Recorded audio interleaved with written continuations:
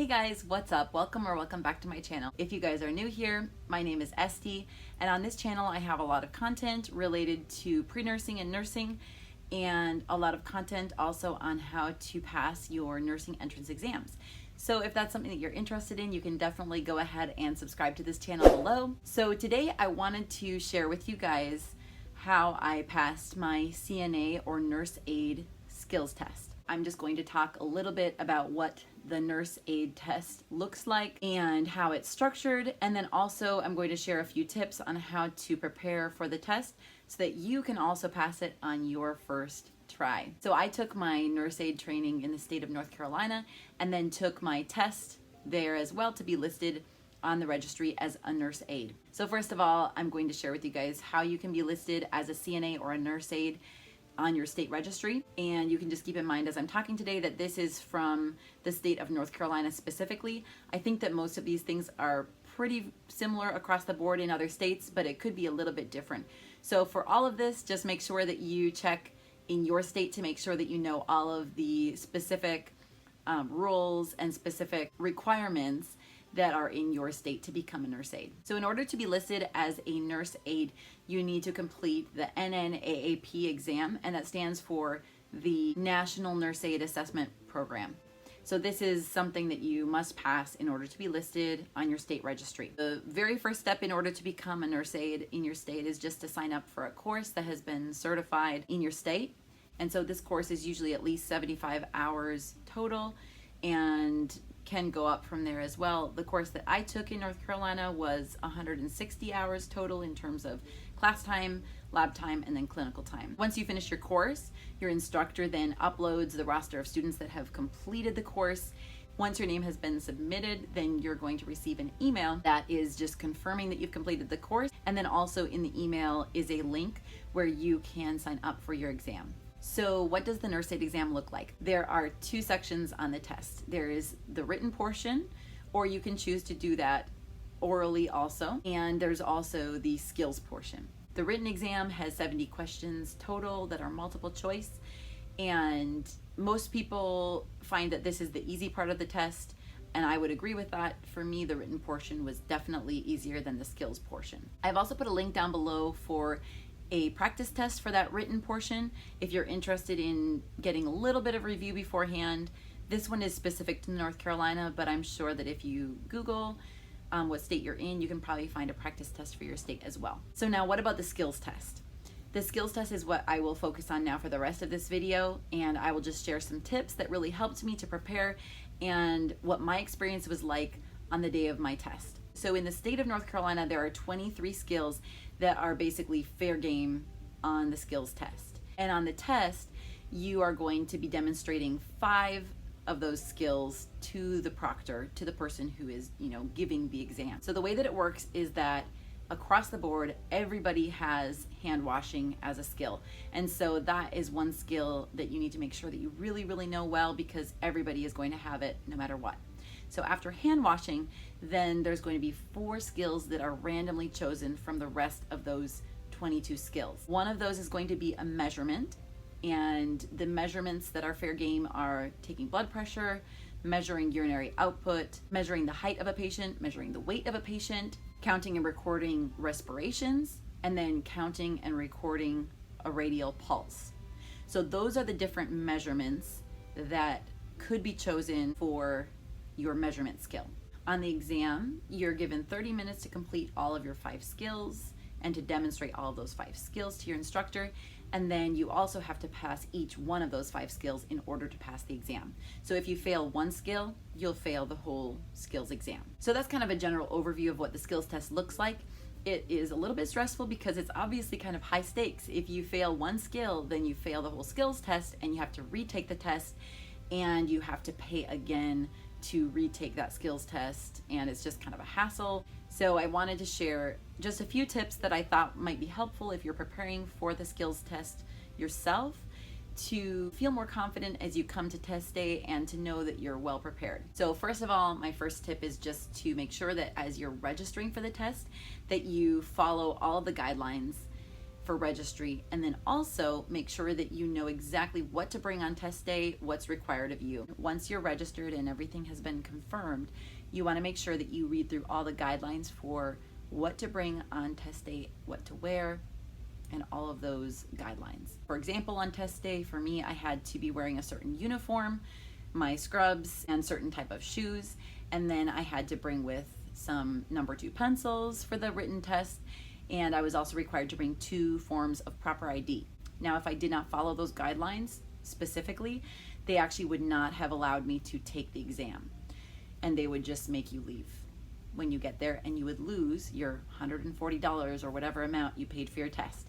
So you really want to make sure that you are looking through those guidelines, that you follow them all. So my second tip is that while you are taking your class, make sure that you really are using the time that you're given to practice your skills. So from my experience, you really have a ton of time in class to be super prepared for test day. What I noticed in my CNA class is that because you have so many hours that are given to you, it can be really tempting to kind of sit back and relax and to chat with your classmates and do other things. But really, if you use that time well that you've been given, you will have a ton of time to practice and repractice your skills. So you know there are like 23 skills total that you're going to be tested on, and those skills are really not that difficult. Each one is not very difficult, but for each of these skills there's really a lot of steps to remember, and it's important to remember those steps in the proper order so that you don't forget in what order things are happening or when you're supposed to do certain things in the skill. Now, when you look at your handbook that has all the skills in it,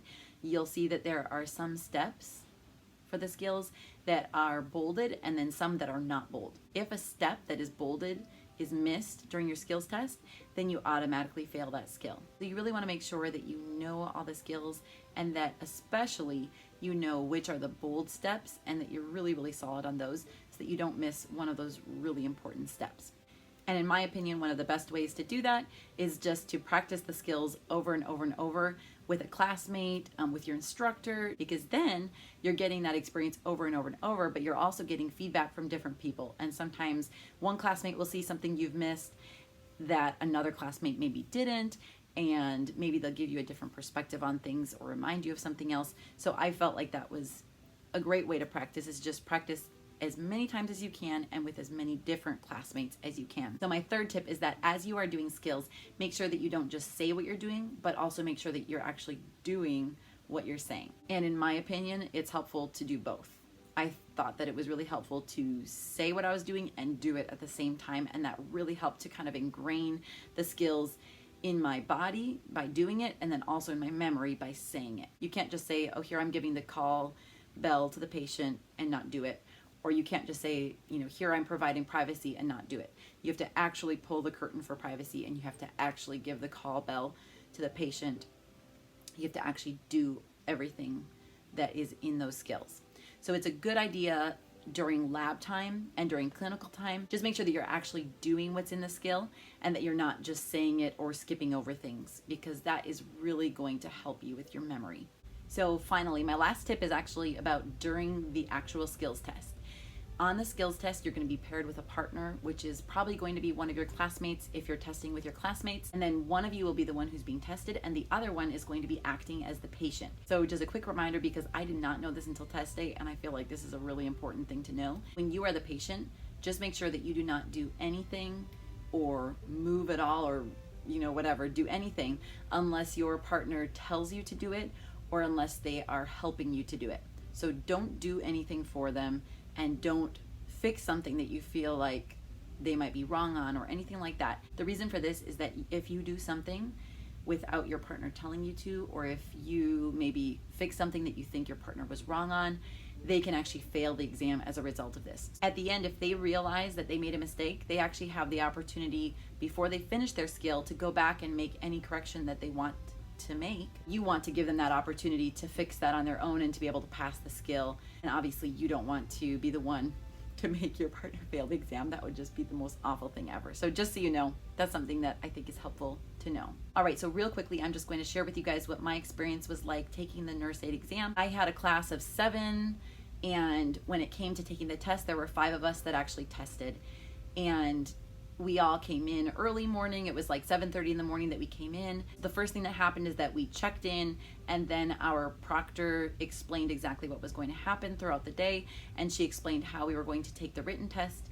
And then we took our written exam at 8 a.m. They gave us 2 hours to take this test of 70 questions, and most of us were all done within an hour, and I think that everyone was completely done by an hour and 15 minutes. Once we were all done, then we all got back together, and our proctor explained what the skills test was going to look like, and she paired us all up into the pairs that we were going to be in for the skills test.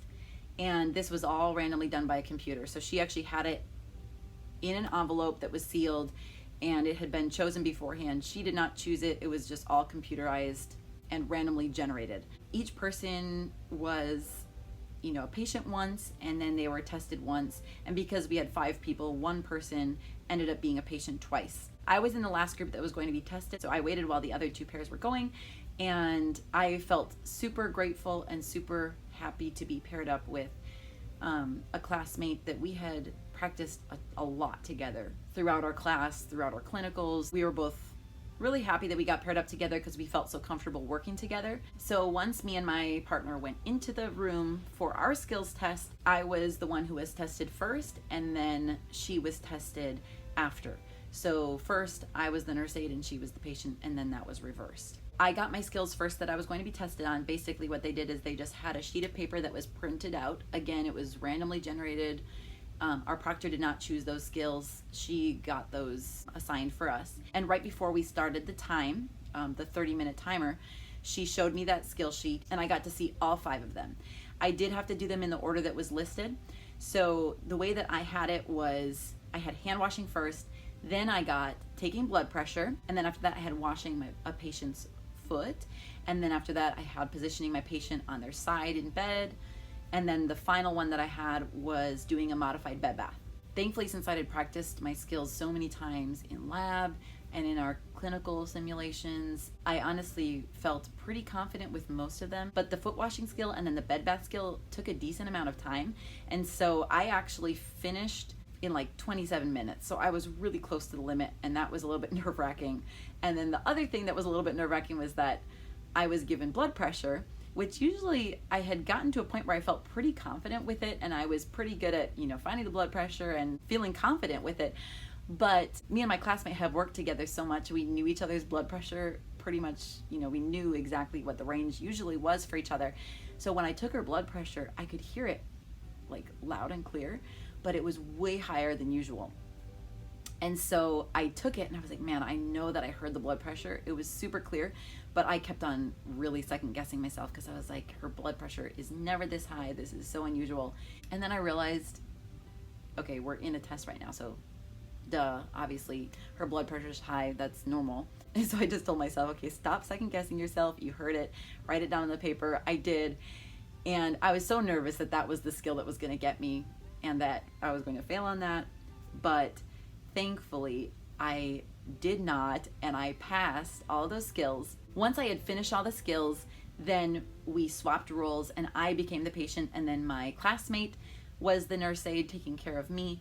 And so, total, because each of us had half an hour, we were in that room taking the skills test together for about an hour, and pretty much all of my classmates, we did take that full half-hour time for our skills. So once each of us completed our skills test, we were able to just leave and go home. That's kind of what the skills test looked like. After we finished the test, our proctor uploaded our results almost immediately, but they did not make them available on Pearson VUE until I think it was like maybe 6 hours later, 8 hours later, something like that, that those results were live for us. So depending on the proctor and how quickly they get those results in, that might be a little bit different for each person. But for us, it didn't take too long to get those results back, and we were able to know by that evening whether we had passed the test or not. I hope that was helpful for you guys. I'm putting a couple links down below that I think will be helpful for you guys if you're preparing for this test. If you guys enjoyed this video, you can definitely go ahead and give it a thumbs up, and you can subscribe to my channel for more content similar to this. Thank you guys so much for watching, and I will see you in the next video.